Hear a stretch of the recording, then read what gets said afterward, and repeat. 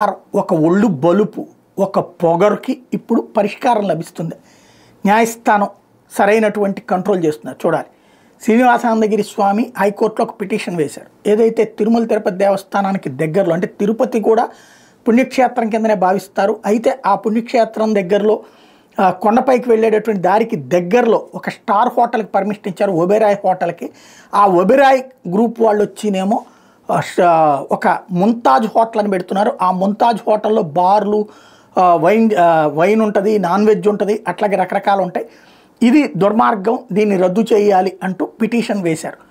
దాని మీద హైకోర్టు అటు తిరుమల తిరుపతి దేవస్థానానికి ఇటు రాష్ట్ర ప్రభుత్వానికి లేఖ రాస్తే తిరుమల తిరుపతి దేవస్థానం ఈవో ఒక సంచలనాత్మక అఫిడవిట్ వేశారు. తిరుపతి గ్రామీణ మండలం పేరూరు గ్రామ పరిధిలో హోటల్ నిర్వహించేందుకు ఒబెరాయ్ గ్రూప్కి వైకాపా ప్రభుత్వం కేటాయించిన 20 ఎకరాలు రద్దు చేయాలని రాష్ట్ర ప్రభుత్వానికి విజ్ఞప్తి చేస్తూ తిరుమల తిరుపతి దేవస్థానం బోర్డు గత ఏడాది తీర్మానం చేసిందంటూ ఈవో కె శ్యామలరావు హైకోర్టులో అఫిడవిట్ వేశారు.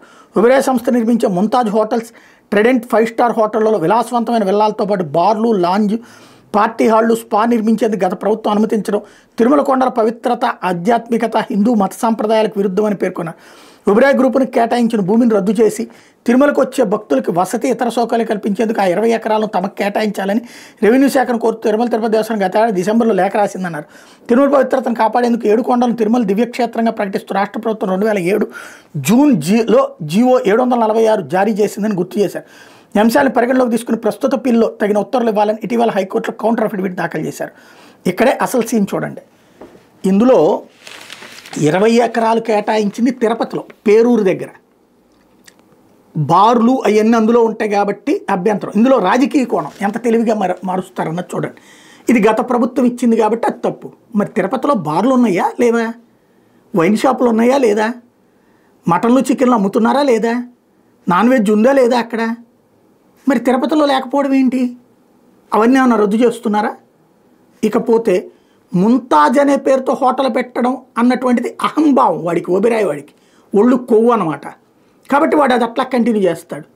వాడు ఆ పొగరు దిగదు. ఇప్పుడు టీటీడీ ఇచ్చింది. ఇక్కడ ఒక ఎత్తు అయితే, రెండవది భగవంతుడు కొన్నిసార్లు తప్పులో కూడా నిజాలు చేపిస్తారు, లేకపోతే ఈ రాజకీయాల మధ్యన కూడా నిజాలు చెప్పిస్తారు.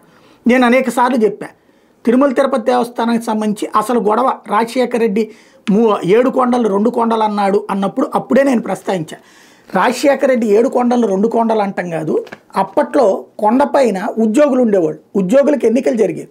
ఆ ఎన్నికలు జరిగేటటువంటి కొండపైన దాన్ని ప్రత్యేకించి, అంటే ఎన్నికలు నిర్వహించాలంటే అది ఆధ్యాత్మిక క్షేత్రంలో ఎన్నికలు నిర్వహించకూడదు కాబట్టి దానికి సంబంధించినటువంటి ఇష్యూ వచ్చినప్పుడు టోటల్గా అసలు 7 కొండలు కూడా దివ్యక్షేత్రం అని చెప్పేసి 7 కొండల్ని కూడా దివ్యక్షేత్రం అని అసలు ఆర్డర్ చేసిందే రాజశేఖర రెడ్డి.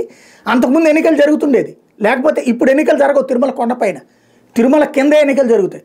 అంతకుముందు కొండపైన ఎన్నికలు జరిగాయి. ఆ జరగడానికి కారణమైంది అప్పుడు మిగతా కొండలు వేరు, అక్కడ ఆ 2 కొండల మీదన వీళ్ళు ఉన్నారు కాబట్టి దాంట్లో ఎన్నికలు నిర్వహించుకోవచ్చని అప్పట్లో ఎన్నికల సంఘంకి అప్పుడున్నటువంటి రాష్ట్ర ప్రభుత్వాలు, తెలుగుదేశం అయినా కాంగ్రెస్ అయినా చేసుకొచ్చినటువంటిది. అందుకని ఎన్నికలు జరిగాయి సుదీర్ఘకాలం పాటు. అక్కడ ఎన్నికలు కూడా జరగడానికి వీల్లేదు. అక్కడున్న సిబ్బంది అందరినీ కిందకి తీసుకురావాలని ఉత్తర్వులు ఇచ్చింది. దాన్ని 7 కొండలు అన్నటువంటి కాన్సెప్ట్తో పాటుగా దివ్యక్షేత్రం అనేటటువంటి ఒక జీవో ఇచ్చింది ఆనాడు రాజశేఖర రెడ్డి హయాంలోనే. అది ఇప్పుడు ఇక్కడ ఇప్పుడున్నటువంటి ఈవో శ్యామలరావు అఫిడవిట్లో మెన్షన్ చేసుకొచ్చారు. అది ఈనాడే రాసుకొచ్చింది. 2007 అంటే ఎవరున్నారు అధికారంలో? రాజశేఖర రెడ్డి. జూన్లో జీవో 746 జారీ చేశారు, తిరుమల దివ్యక్షేత్రంగా ప్రకటిస్తూ రాష్ట్ర ప్రభుత్వం. మరి ఎంతకాలం చెప్పినటువంటి అబద్ధం ఇప్పుడు కూడా ఇది అంతే అబద్ధాలు. ప్రతిదీ కూడా ఒక నెగిటివిటీని చిత్రీకరించడానికి ఎదుటి వాళ్ళ మీద విషయం చెబుతా మన వాళ్ళు గొప్పోళ్ళని చెప్పించేటటువంటి ప్రయత్నాలు తెలివిగా జరుగుతున్నాయి.